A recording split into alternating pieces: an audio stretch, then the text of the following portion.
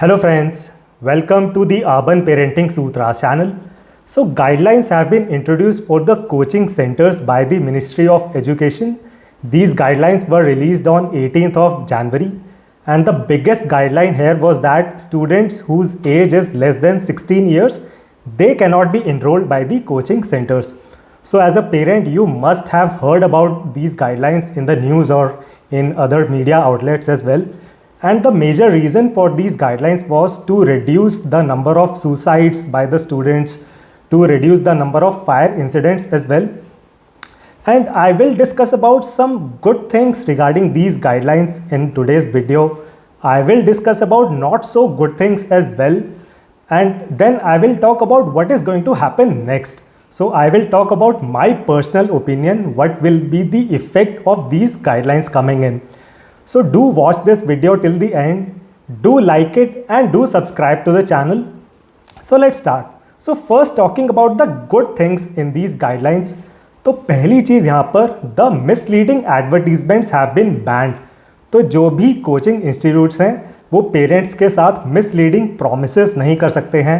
They can't say कि अच्छा आप अपना बच्चा हमारे कोचिंग इंस्टीट्यूट में एनरोल करा दीजिए and your kid will be coming in the top 100 rank holders. तो इस तरह के कोई भी misleading advertisements, misleading promises coaching institutes नहीं कर सकते हैं, which is definitely a good thing. Second, fire and space norms have been introduced. तो पहली चीज़, जो भी इंस्टीट्यूट्स हैं, जो भी कोचिंग इंस्टीट्यूट्स हैं, they will need to adhere to the fire safety guidelines. And regarding the space guidelines, तो इस तरह का गाइडलाइन दिया गया है by the ministry of education कि per student there must be at least 1 square metre space in the classroom. So 1 square metre या फिर 10 स्क्वायर फीट का स्पेस पर स्टूडेंट होना चाहिए इन द क्लासरूम. तो ऐसा नहीं है कि कोचिंग इंस्टीट्यूट्स एक छोटे से क्लासरूम में 50 स्टूडेंट्स को भर सकते हैं. सो इस तरह के अच्छे कुछ फायर सेफ्टी गाइडलाइंस आ चुके हैं and space guidelines have been introduced, which is again a very good thing. Number 3, graduation requirements have been introduced for the faculties. तो कोचिंग इंस्टीट्यूट्स में जो भी फैकल्टीज़ हैं they must have completed at least graduation. तो इस तरह के guidelines भी इंट्रोड्यूस किए गए हैं, which is again a good thing. Now moving on to not so good things. तो कुछ चीज़ें हैं which I would say are not very practical and I would say are not so good in these guidelines. तो पहली चीज़ यहाँ पर refund at any time. Now I don't think this is a very practical guideline because Ministry of Education ने बोला है कि जो भी कोचिंग इंस्टीट्यूट्स हैं they will need to provide refund to the student at any time. अगर 1 साल का कोर्स था and the student ask for refund after 9 months, तो बाकी 3 महीने का प्रो रेटा बेसिस पे कोचिंग इंस्टीट्यूट को रिफंड करना पड़ेगा. Now again the coaching institute will not be able to plan its revenue, right? बहुत मुश्किल हो जाएगा कोचिंग इंस्टीट्यूट्स के लिए प्लान कर पाना. दे विल नेवर नो कि कितने बच्चे बाद में रिफंड मांगने वाले हैं. एंड अगर आप रियलाइज़ करें, no service provider provides this kind of refund policy. तो कोई भी सर्विस प्रोवाइडर हो, चाहे स्कूल्स हों, चाहे बाकी कोचिंग क्लासेस इंस्टीट्यूट्स हों, वो इस तरह के रिफंड पॉलिसीज़ नहीं इंट्रोड्यूस करते हैं. कुछ उनका टाइम लाइन होता है कि within 7 days refund policy या within 30 days refund policy, but इस तरह का blanket refund policy is not practical at all. Moving on, second point. So the coaching institutes will need to tell parents to have realistic expectations, which again I don't think it is practical. तो अगर किसी coaching institute ने entrance examination लिया and किन्हीं बच्चों के कम number आते हैं, उसमें थोड़े एवरेज मार्क्स आते हैं, तो कोचिंग इंस्टीट्यूट्स को उन बच्चों के पेरेंट्स को बताना पड़ेगा कि देखिए आपका बच्चा एवरेज है इन स्टडीज़ एंड बच्चे के सिलेक्शन के चांसेस थोड़े कम मान सकते हैं आप. Now again you have to realise and lot of people say that okay coaching institutes are a business. Definitely these are business only. बहुत लोग कोचिंग इंस्टीट्यूट्स पर डिपेंडेंट हैं for their livelihood. Coaching institute, schools and other kind of non technical coaching classes भी जो होती हैं, abacus, Vedic maths, all of these are business only for lot of people. तो अगर आप सोच रहे हैं कि these are business, definitely these are business only and it is not a bad thing. तो यहाँ पर आपको रियलाइज़ करना है, अगर जो बाकी कंपनीज़ हैं, नॉर्मल कंपनीज़ हैं, if they can sell their products, if they can market about their products, they can market about their services. अगर जो फेयर एंड लवली जैसी कंपनीज हैं या बाकी जो भी कंपनीज हैं, they always sell their products और मार्केट देयर प्रोडक्ट्स. वो बोलते हैं कि देखिए हमारा प्रोडक्ट, हमारी सर्विस बेस्ट है. तो कोचिंग इंस्टीट्यूट्स के ऊपर इस तरह का बैन लगाना, I don't think it is very very practical. I think coaching institutes also as a business, they should be able to market themselves. Definitely not giving misleading advertisements, but coaching institutes shall be able to market about themselves. Moving on to point number 3, again there is a loophole in these guidelines. These guidelines do not apply to institutes with less than 50 students. तो यहाँ पर काफ़ी loopholes हैं, कुछ vague areas हैं. यहाँ पर नहीं बताया गया है कि क्या कोचिंग इंस्टीट्यूट को पूरे साल में 50 से कम बच्चे इनरोल कर रहे हैं. अगर आप देखें कोचिंग इंस्टीट्यूट्स में साल में मल्टीपल टाइम्स इनरोलमेंट होते हैं, तो क्या हर इनरोलमेंट में 50 से कम बच्चे होने चाहिए? तो यहाँ पर कुछ लूप होल्स हैं. एंड जो भी इंस्टीट्यूट्स हैं जिनमें 50 से कम बच्चे हैं, they don't need to follow any of these guidelines, right. And इसी तरह ऑनलाइन कोचिंग इंस्टीट्यूट्स पर भी कोई इसमें गाइडलाइन नहीं बताई गई है.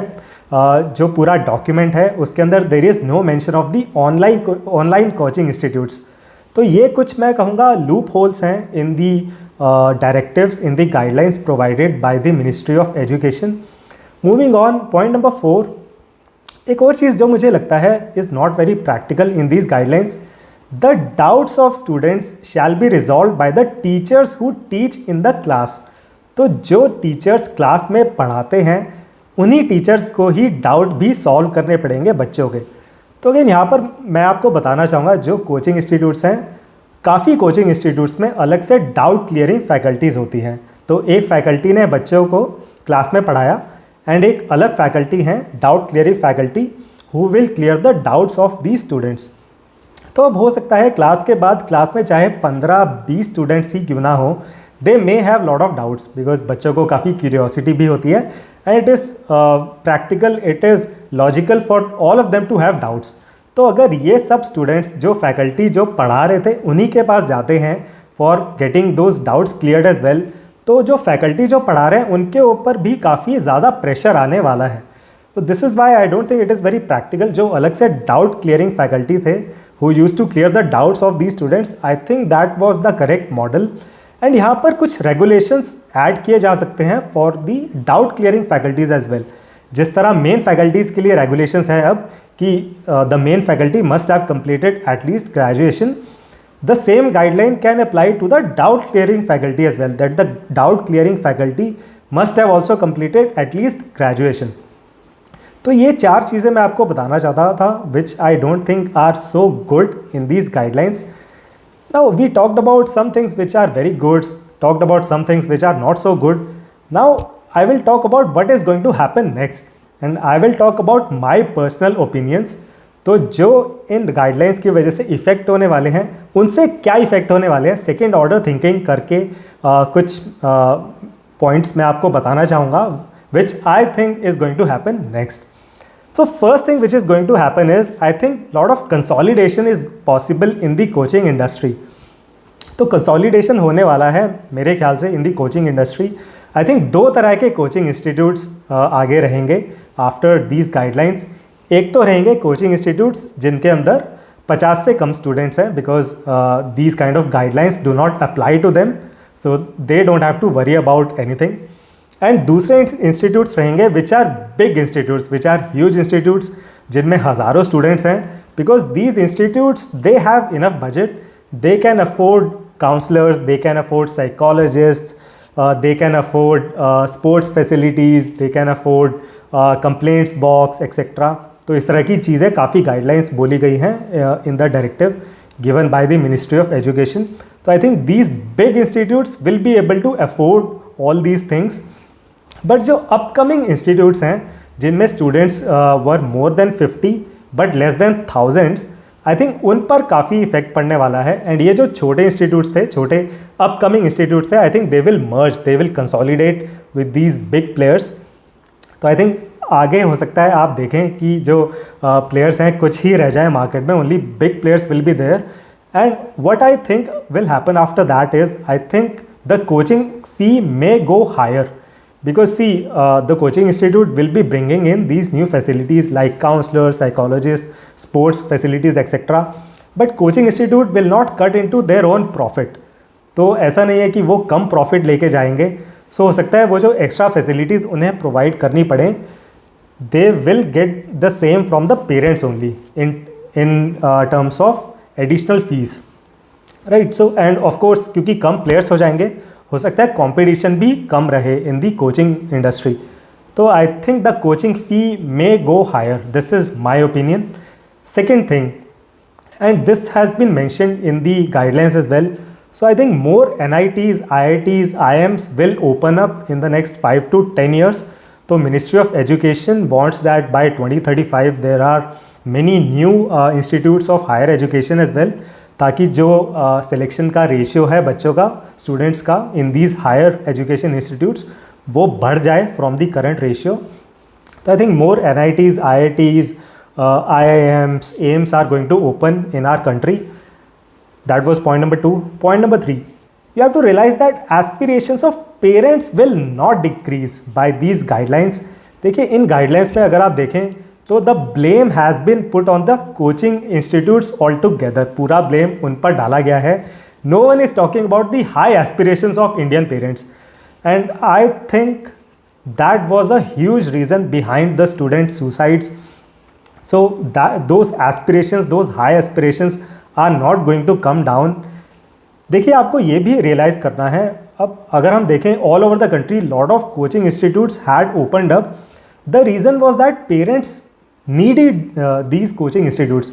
पेरेंट्स चाहते थे कि इतने सारे कोचिंग इंस्टीट्यूट्स रहें, हर किसी का बच्चा कोचिंग इंस्टीट्यूट में जाए, इसीलिए the coaching institutes opened up all across the country.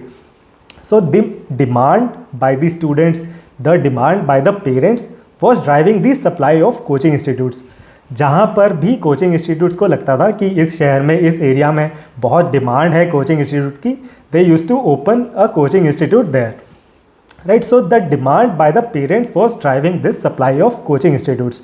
तो डेफिनेटली जो रेगुलेशंस इंट्रोड्यूस किए गए हैं by ministry of education, it is a very good thing. तो पहले अनरेगुलेटेड चल रहा था ये business, which is not a good thing for any business going unregulated. So regulations were the need of the our.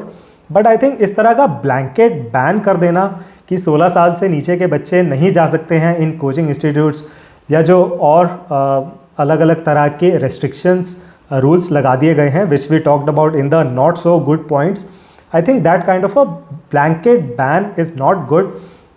And in fact अगर हम देखें basis of my research, तो जो कोचिंग फेडरेशन ऑफ इंडिया हैं या जो भी इस तरह के अलग अलग फेडरेशंस हैं, they were never consulted by the ministry. तो यहाँ पर you have to realize that this plan by the ministry of education is good, but it can work only if the teaching in schools is very good.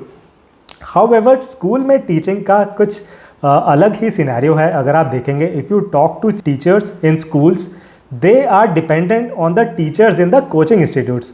सो जो भी school के अंदर teachers हैं, they have outsource their work to coaching teachers. And जो भी school के अंदर teachers हैं, they are also not paid very well.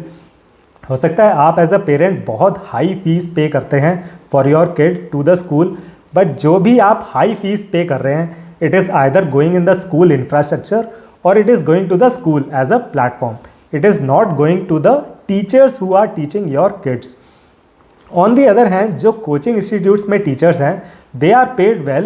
And अगर आप देखेंगे, जो सेम टीचर जब कोचिंग इंस्टीट्यूट में पढ़ाते हैं तो काफ़ी जोश के साथ अपना पूरा दम लगा के पढ़ाते हैं, राइट. तो स्कूल में जो टीचिंग हो रही है, that will need to improve for this plan to work.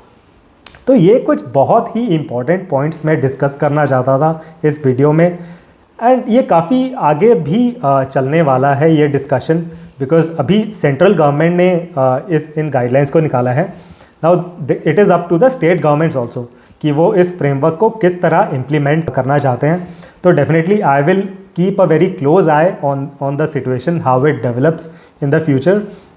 And कुछ भी यहाँ पर मेजर अपडेट्स होते हैं, I will let you guys know in another video. So I hope you like the content in this video. Do like it and do subscribe to the channel. Thank you very much for watching this video. See you in the next one.